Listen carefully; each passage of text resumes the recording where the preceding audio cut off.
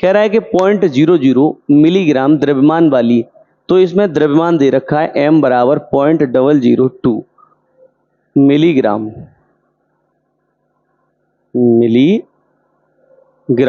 द्रव्यमान वाली। तो इसे अगर किलोग्राम में चेंज करेंगे, तो मिलीग्राम को ग्राम में चेंज करते हैं तो 10⁻³ का गुणा, और फिर ग्राम को किलोग्राम में करेंगे 10⁻³ का गुणा।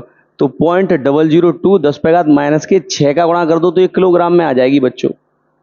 तो आप चाहें तो 2.123 या तो 2×10⁻⁹ kg आप इसे लिख सकते हो। अच्छा, 6 इलेक्ट्रॉन के आवेश से युक्त, तो इलेक्ट्रॉन की संख्या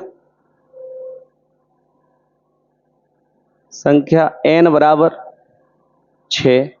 तो इससे कह रहा है कि एक तेल की बूंद है एक समान वैद्युत क्षेत्र में स्थिर लटकी है, तो वैद्युत क्षेत्र की तीव्रता बताओ। तो वैद्युत क्षेत्र क्या पूछ रहा है, वैद्युत क्षेत्र की तीव्रता बताओ। यानी कहने का मतलब ये वैद्युत क्षेत्र है कोई, और ये कोई बूंद है, इसमें लटकी हुई है, वो नीचे नहीं गिर रही, स्थिर लटकी है, वैद्युत क्षेत्र के अंदर रखी है। अच्छा, इस पे जो आवेश है वो n बराबर 6 इलेक्ट्रॉन के बराबर आवेश है। तो आवेश है कितना, तो q बराबर n ही से एक बार यही निकाल लो। तो n यानी 6, e की वैल्यू 1.6 10⁻⁻⁹ तो हो जाएगा 9.6 10⁻⁻⁹ कूलाम इस बूंद पर आवेश है।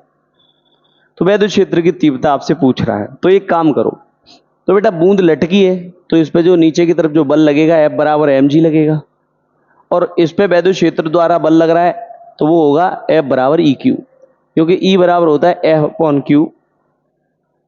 तो अगर आप F/Q और F निकालेंगे तो EQ, तो जो F लगेगा ऊपर को ये EQ के बराबर होगा।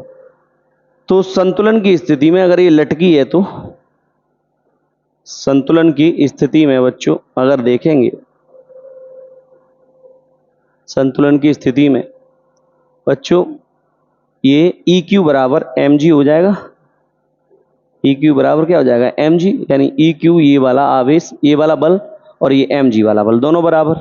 तो यहां से आपसे क्या पूछ रहा है वो देख लो, EQ बराबर mg, तीव्रता पूछ रहा है तो E बराबर E इंटू Q की वैल्यू क्या दे रखी है, ये निकाली है 9.6 10⁻⁹ तो 9.6 10⁻⁹ इक्वल्स टू m की वैल्यू क्या दे रखी है, 2 × 10⁻⁹ इंटू g की वैल्यू 9.8, ये है। ठीक है, g आपको नहीं दिया गया तब भी आप जानते हैं गुरुत्वीय त्वरण होता है, ये गुरुत्वीय त्वरण g बराबर होता है 9.8 मीटर पर सेकंड स्क्वायर, ये आपको याद होना चाहिए। तो देखो E बराबर आपसे पूछा है, तो बेटा यहां से ध्यान देंगे, ये 2 × 10⁻⁹ ये वाली वैल्यू, और ये 9.8 है, और नीचे 9.6 है, और 10⁻⁻⁹ है।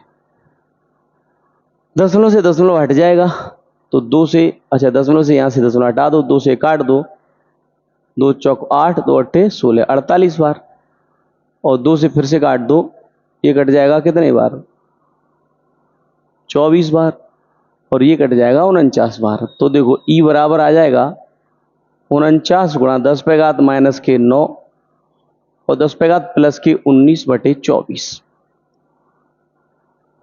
ठीक है। अच्छा, अब ध्यान देंगे बच्चों, ये E बराबर इसका इसमें गुणा करेंगे तो आएगा 2.04 10⁻+10 न्यूटन प्रति कूलाम, और यही इसका आंसर होना चाहिए। ठीक है बेटा, ये इसका आंसर है।